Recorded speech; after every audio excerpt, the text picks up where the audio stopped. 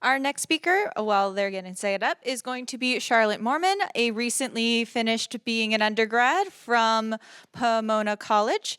And today we're going to get to learn about two really interesting aspects as it relates to age. So oftentimes we have a pretty clustered group of, age within our studies, and we're going to get to see how some of these generational differences could play out, including things for like 10 to 11-year-olds, our usual suspects 18 to 23, as well as our 73 plus populations.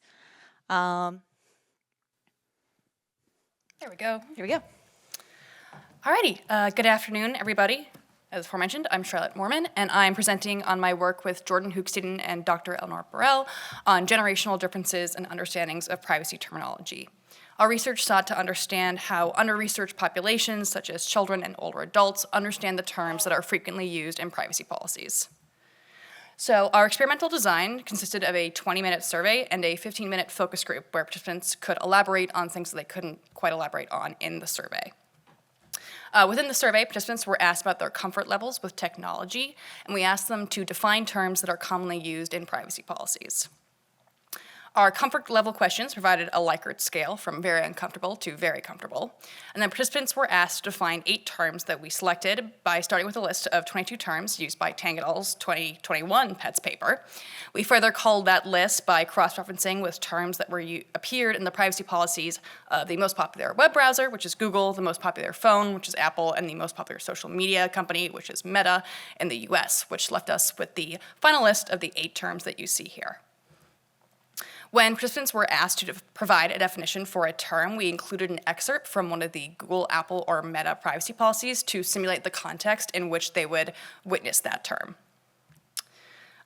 So on to our recruitment. First of all, why in-person research? We chose to conduct our research in person as opposed to online survey platforms for several reasons. Firstly, we were particularly interested in working with children, and some of the most popular online survey platforms such as Mturk and Prolific explicitly exclude anybody who's under the age of 18. And conducting research with this population was critical. It was also important to do it in person for our other population we were interested in, which was older adults and retirees. Previous work has found that while the majority of older adults are online and are using the internet, only a very small minority are represented on Mturk and Prolific. And of that minority, they are not quite representative of their peer group because they are quite technologically savvy to have set up an Mturk or Prolific account. So our participants were recruited from 3 different sources. They were 5th graders at a local elementary school, students at local colleges, and retirees at a local retirement community.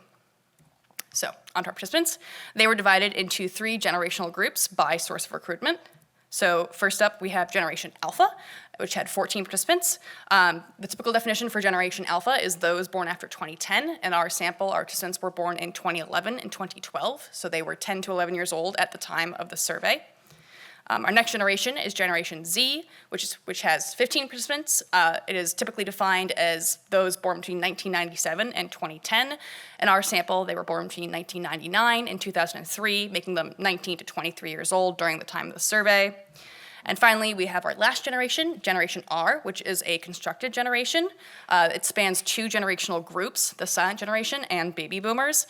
There were 8 members of the silent generation and 3 baby boomers, and because there were too few baby boomers to constitute evaluating them separately, we combined them into our created generation, the retirement generation, or Generation R.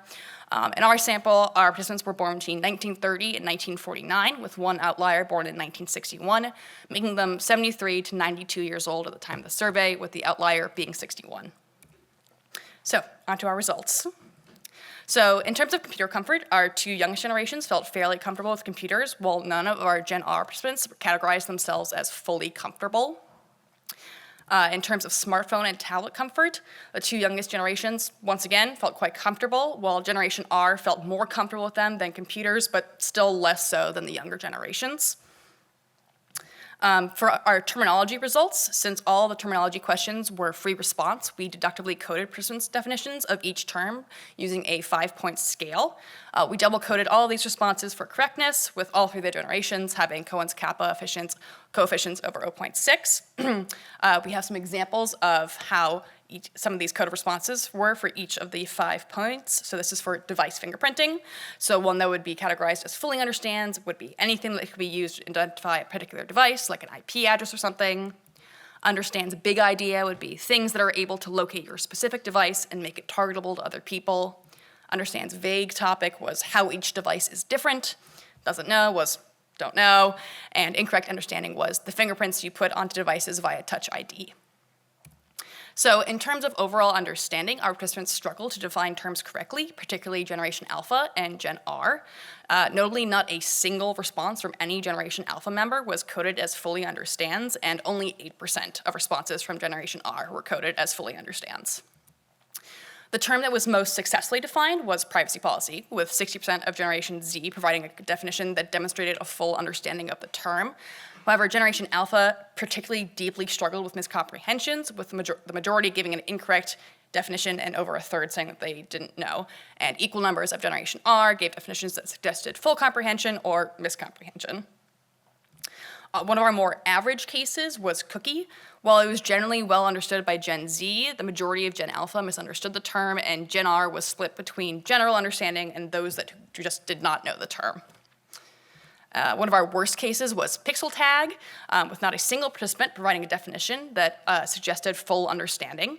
Participants overwhelmingly responded with I don't know, and over a quarter of Generation Alpha provided an incorrect definition. We also noticed some common miscomprehensions after we did thematic coding of the responses. Many participants across generational groups incorrectly believed that privacy policies inherently protected their data. Some Gen Alpha and Gen Z participants mistakenly assumed device fingerprinting was related to fingerprint ID used to unlock devices. Also, some Gen Alpha and Gen R participants both associated the term cookie with desserts. Some participants across generations confused biometric data with physical attributes, such as height and weight. And finally, a handful of Gen Alpha and Gen Z participants incorrectly associated metadata with the metaverse. We also looked at themes from each of the generation's focus groups. Generation Alpha overwhelmingly reported feeling confused about the terminology. Notably, they all agreed that they regularly lie about their age online, both for privacy reasons and because many websites or apps do not allow users under the age of 13. They did report that they would be willing to read privacy policies if there was an abbreviated version available. In contrast, Gen Z reported feeling extremely frustrated by the terminology and their lack of understanding of it. They unanimously agreed that they do not pay attention to privacy policies, but like Gen A, they agreed that they would like to read a shortened version of the privacy policies, but they were skeptical that companies would be incentivized to make them. And finally, Generation R overwhelmingly blamed themselves for their lack of privacy comprehension. They regularly refer to themselves as stupid and very old.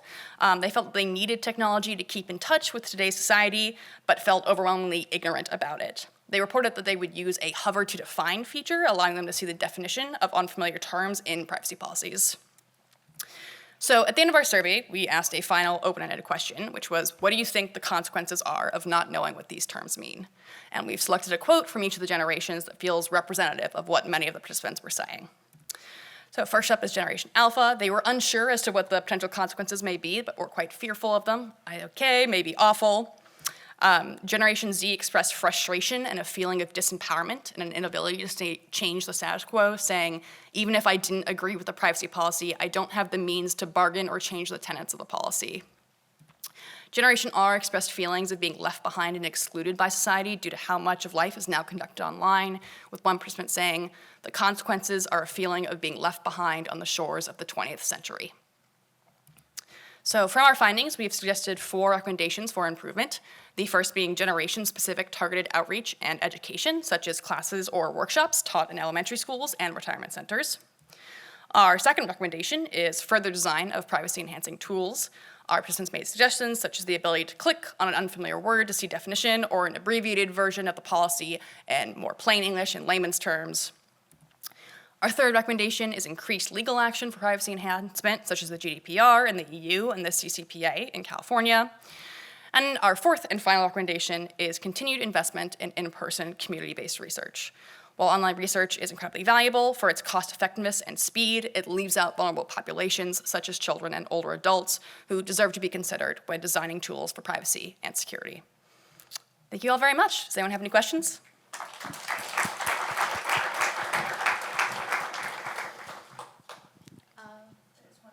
the back there. Thank you so much. I was wondering about the generational effect that you observe and the differences you observe between those you call Gen A and those you call Gen Z. Of course, it's not really possible to know whether it's generational effect, so cohort effect, or age effect, because these are both. I mean, one is significantly, still in terms of like online maturity, you could argue is significantly less mature than the other.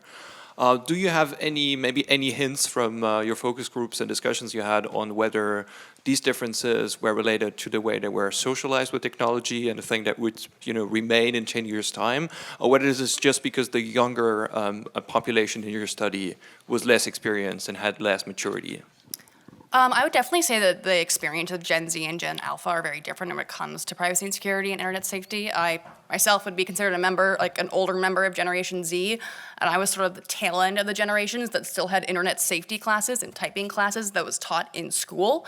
So I definitely remember going to typing class, going to internet class, and that really died away probably a few years after I left elementary school. So in contrast, these current children would never have had a formalized education about the internet or privacy and security. It's just sort of assumed that they know what they're doing because they were raised on the internet, which is actually quite dangerous because they really don't know what they're doing, and they actually know.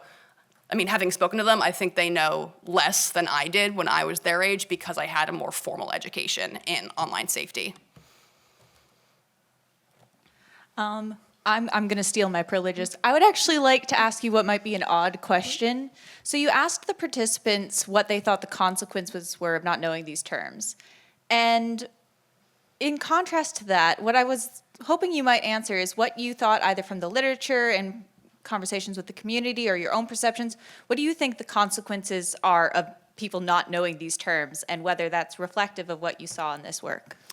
Yeah, I think, personally, and something I definitely noticed in our Gen Z focus group was the sort of frustration that the Gen Z group knew that they were being taken advantage of, but they didn't know what to do about it. And they were busy with their own lives. They have classes, they have families, they have friends. And there was a lot of frustration that it would require a lot of independent study or focus to learn what all of these things mean in order to use things that they need for their daily lives, to go to class, to talk to friends and family across the country. So there was a lot of frustration there, and that the burden of the work was being put on the public instead of having it actually be accessible as you are looking at the privacy policy or signing it. Okay, thanks. I think it's right here, and then we'll have, sorry, Susan. We'll have the next speaker come up to get set up. Yeah, thank you for your talk. I just was, you talked a lot about the limitations of online recruitment. I was curious if you had thoughts about what the effects of the way you recruited might be, particularly in recruiting college students, and whether that may have some effect on your results. Yeah, and we talk about this more in the paper, but there's definitely biases in that we were, recruiting in a wealthy town in Southern California, and so there's all that inherent biases. The demographics of our populations were overwhelmingly white and overwhelmingly from more wealthy areas, so that definitely influences that portion, and also because I went to a small college, a lot of people in the Gen Z group knew me personally, so that also could have influenced their answers because they may have felt that they wanted to impress me or anything like that. But I'm hoping that in the next year, with continuing this research, we'll be able to speak to more diverse populations and hear from them as well. Great. That's awesome. Let's thank the speaker one last time.